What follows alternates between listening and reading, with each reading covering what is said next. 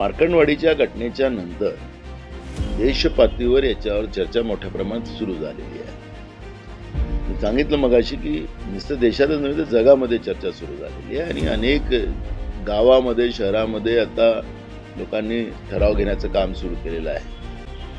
ज्याप्रमाणे लोकांचा आवाज दाबण्याचं काम सुरू झालेलं आहे. आता उत्तर प्रदेश सरकारने तर मोर्चा काढायचाच नाही असं फतवा जाहीर केलेला आहे. त्यांचा फतवा असतो, फतवाच म्हणायचं त्यांच्यासाठी. दुसऱ्याला फतवा सांगतात तर स्वतःच फतवे काढतात. आणि मला माझा आवाज मांडायचा अधिकार आहे.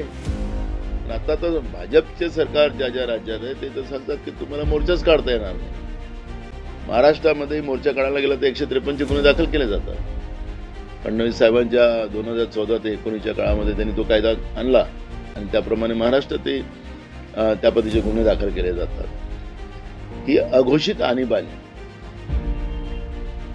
लोकशाहीमध्ये भाजप आणते आहे.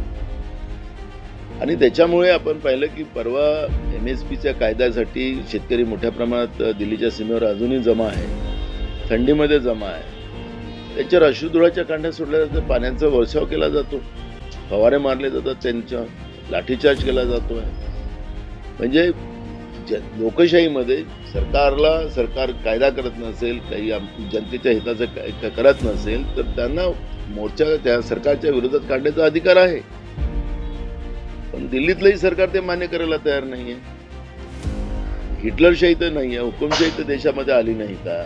अशा पद्धतीचं चित्र आहे. फक्त मत मारा आणि मत ते कुठं जाईल, ते कोणाला द्यायचं हे ठरवण्याचं काम समजा भाजप तयार करत असेल आणि मतदान झाल्यानंतर तुमची गरज नाही, तुम्ही गुलाम आहात, हे समजवण्याचं काम या देशामध्ये होत असेल.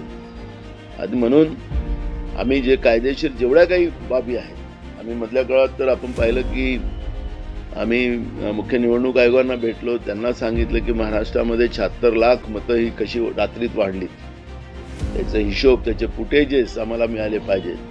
पण वेबसाईटवरून ते काढूनच टाकलं त्यांनी. वेबसाईटवर आता निवडणूक आयोगाच्या आता झालेल्या निवडणुकीचं कुठेही आपल्याला पाहायला मिळणार नाही. म्हणजे सांगायचं तात्पर्य असं आहे की निवडणूक आयोगाने गडबड केलेलीच आहे. त्याच्यातून सत्य पुढे येणारच.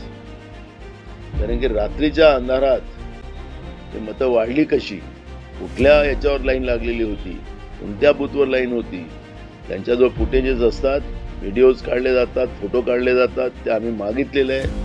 अजूनपर्यंत निवडणूक आयोगाने आम्हाला ते दिलं नाही.